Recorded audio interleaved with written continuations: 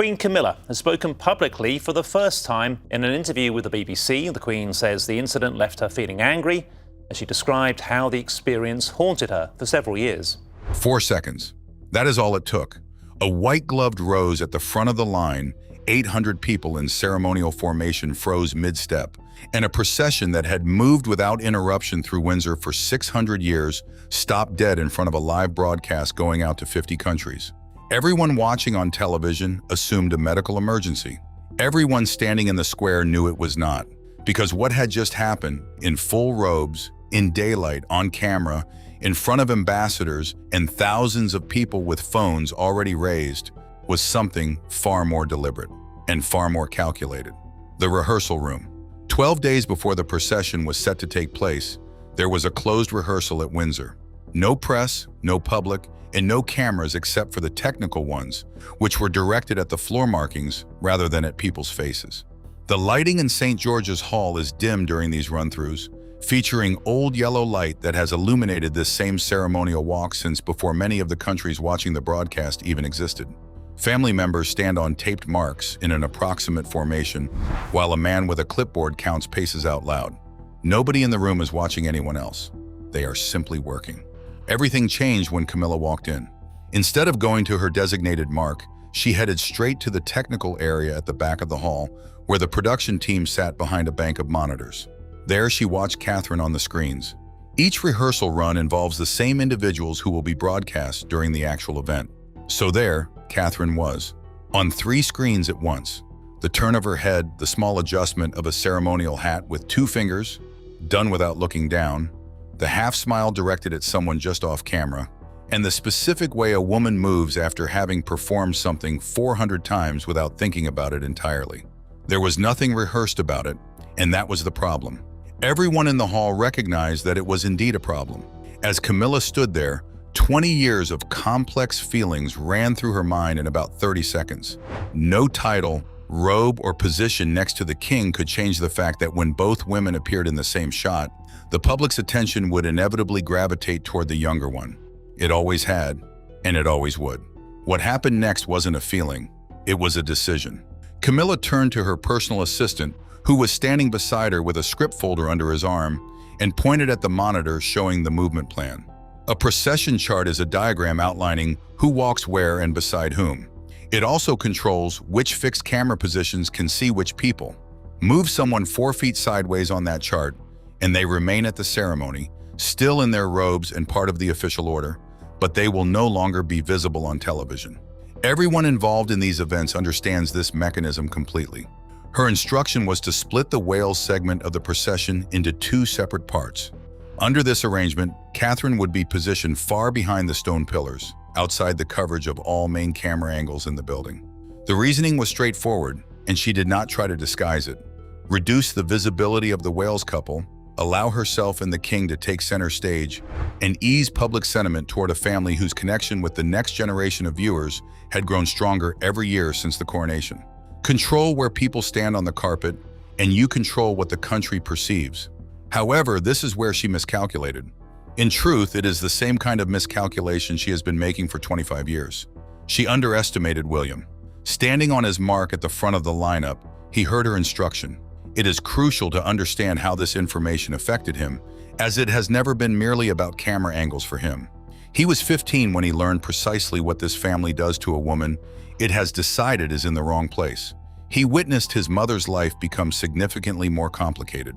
Her diary grew shorter, her staff was restructured around her, and arrangements were changed while she was still present.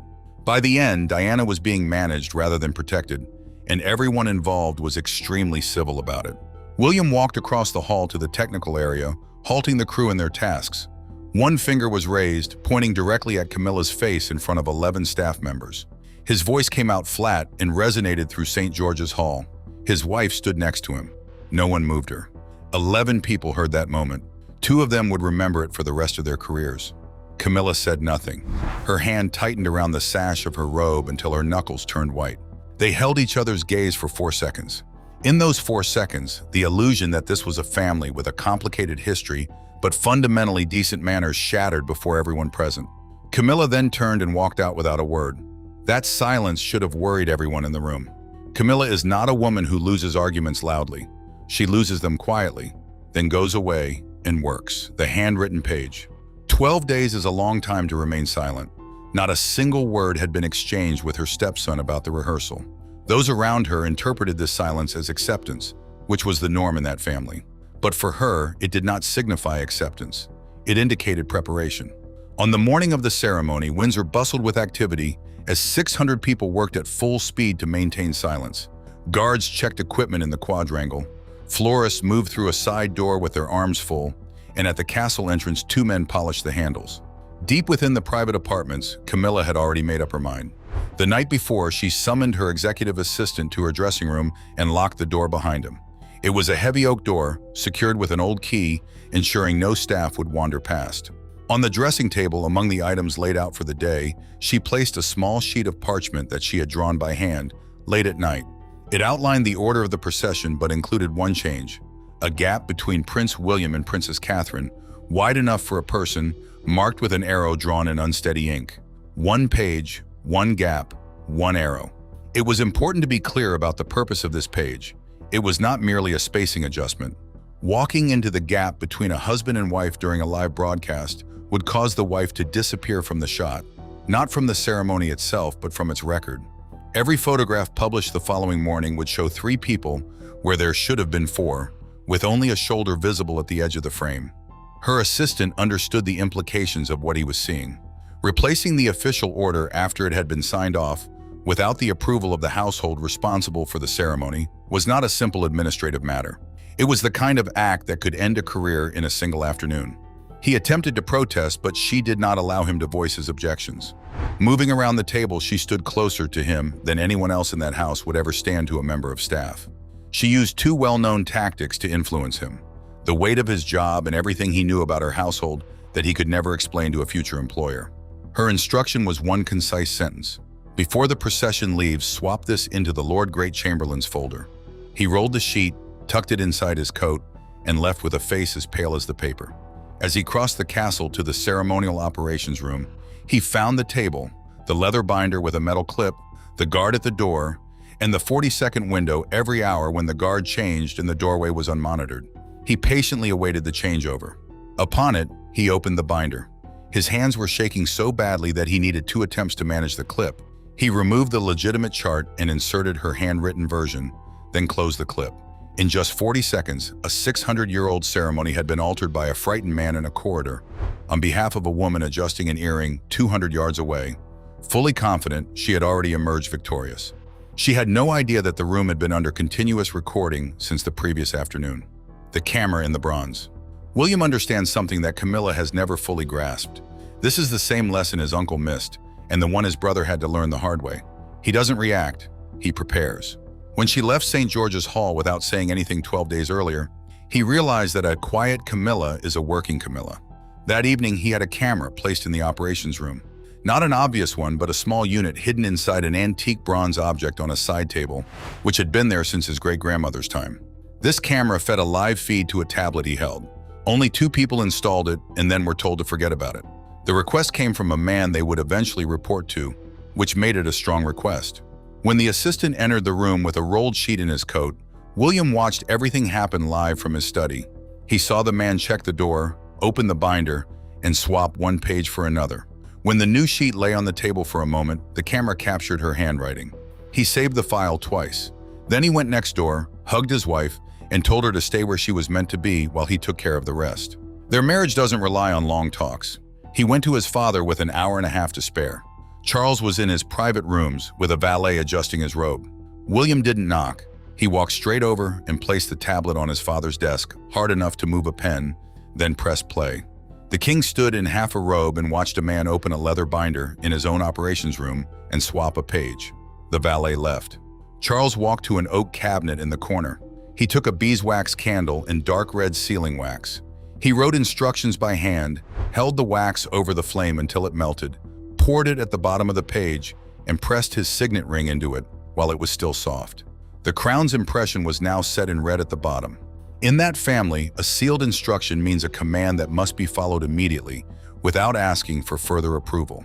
The instruction had 2 parts. The The Prince and Princess of Wales had to walk together throughout the entire procession, and no one could change that order. The officer who received the instruction could remove anyone who did not follow it, no matter their rank or title, in front of everyone watching. No matter their title. 4 words on a page written by a man about to walk his wife in front of the world. The next morning, he gave his sister the instruction. Anne is the gold stick in waiting, meaning she is responsible for the sovereign's safety and order during ceremonies. She is not a guest at the Garter procession. She is part of its operation. When she tells the procession to stop, it stops, and no one can argue, including the king's wife. Charles handed her the parchment with William nearby.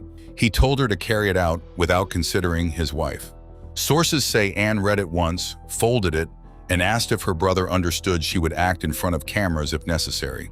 He said he did. She put it inside her jacket and went to change. The trap was set, signed, sealed, and in her pocket. The target, the woman it was made for, was 2 floors below, having her robe adjusted, completely confident she had already won. The procession. Garter Day at Windsor is a unique event in the UK, celebrated without any irony. People gathered under a clear sky, filling the walk from the castle to the chapel. Families waved flags and children were lifted onto shoulders. The same familiar faces occupied the same places they had for 30 years. The mounted band paraded by, followed by the yeomen in blue velvet robes and plumed hats. They look odd in photos, but the historical spectacle is impressive when experienced live. The procession came through the castle gates, following an established order. Camilla walked beside the king, smiling in a way that reporters later described as comfortable. She scanned the crowd and the camera platforms, believing everything was in order. What she didn't know was that the coordinators had received a corrected order that morning, and another woman behind her had secret instructions. The afternoon details had also been on a tablet since the day before. For about 4 minutes, everything appeared normal, as it had for many years. Then, as they reached the crowded square in front of St. George's Chapel, things changed. Camilla quickened her pace, moving confidently as if she had rehearsed many times.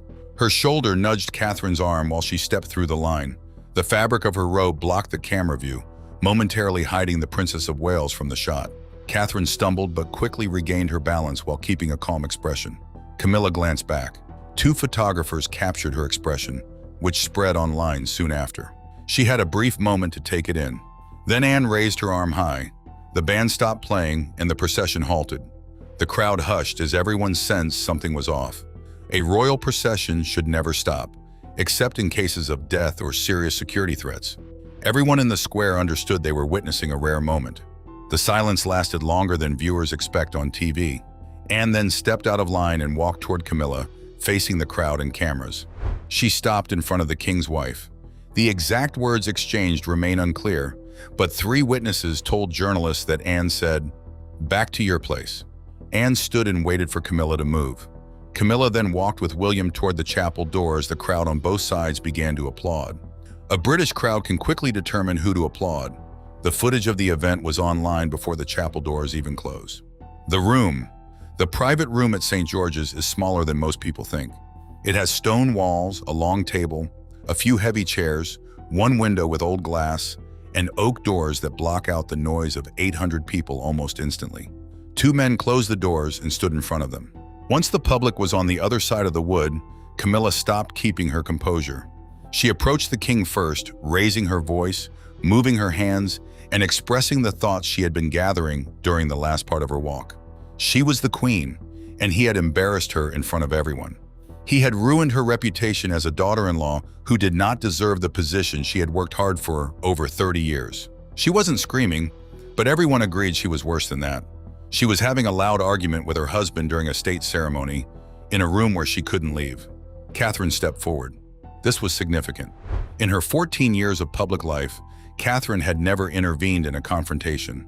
She usually steps back, smiles, changes the topic, and helps others move on. She absorbs tension instead of fighting, but not this time. Walking to the center of the room, Catherine looked directly at Camilla and said something that had no possible answer. Nobody else created this situation. Catherine herself had walked between a husband and a wife on live TV, and everything that followed happened because of that choice.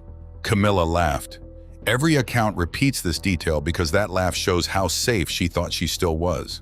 She claimed the ceremonial chart recorded the order correctly and asked what right anyone in the room had to accuse her without proof.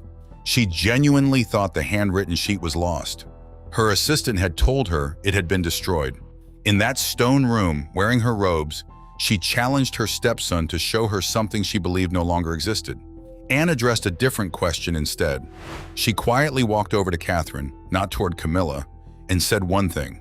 It wasn't about the procession or the incident in the square. She told Catherine that her mother-in-law used to respond the way Catherine did. Diana, when something went wrong on camera, would take the blame, remain calm, and finish the walk. Anne said Diana learned this at a young age, and it cost her every time. That was what finally reached Catherine when everything else had failed. Not the shoulder, not the robe, not being discussed in the third person for 20 minutes by someone standing 8 feet away. A comment about a woman who died in 1997, made quietly by the one family member who had actually seen her do it. Catherine felt it deeply. She didn't cry out or sit down. She stood with her chin up as tears fell because there was nothing left to hold them back. Nobody spoke. The king looked down. Anne stayed where she was and briefly touched her nephew's wife's arm before pulling her hand away. William walked over to the table. The reckoning. He stood by the window after the doors closed. Everyone remembers him the same way during those 20 minutes, completely still and silent while his stepmother talked on, trying to reassure herself. He placed 2 items on the table and stepped back. The first was a tablet. He turned it on, pressed play, and everyone watched a man in a hallway open a leather binder, check if the door was closed, take out 1 page and put in another. The second was a handwritten sheet. It had her ink and her handwriting. There was a gap between 2 names and a shaky arrow drawn in. This sheet had never been destroyed. William's team got it back from the operations room within 10 minutes of the procession leaving the castle gates. He kept it in his coat pocket during the walk down the hill, even when she stepped between him and his wife. Camilla stopped talking. Her body reacted before her face. She stepped back, grabbing a chair for support, but nobody moved. There were 6 people in the room, and 1 woman was in trouble. Charles placed a piece of parchment with a dark red crown seal on the table. He told her he signed an instruction the night before after seeing a tablet. He explained that the space she entered existed only on her drawn page. She had used a lie against them, and the truth would soon come out. Camilla sat down on the sofa, not realizing that the family wouldn't speak to her for the rest of the service. In 24 hours, decisions were made. Charles signed a second instruction, stripping her of her ceremonial privileges, starting with the golden key to Windsor, which symbolized her belonging. That key now belongs to Catherine. The assistant, who had worked at the palace for years, lost his job after a single mistake in a corridor. This showed the harsh dynamics at play: staff paid in cash, leaders in inches. Camilla remained queen without losing her title, but she confided in Charles her fears of being overshadowed. Sadly, she never held real power. Everything came from him. William later told Catherine that he would have stepped in to protect her from being overshadowed during a broadcast. He always tries to ensure that those he loves are not left in the shadows. A lesson learned from Diana's experience. What do you think about Anne's response? I wonder if stopping the procession was the right move. Subscribe for updates as this situation continues to change.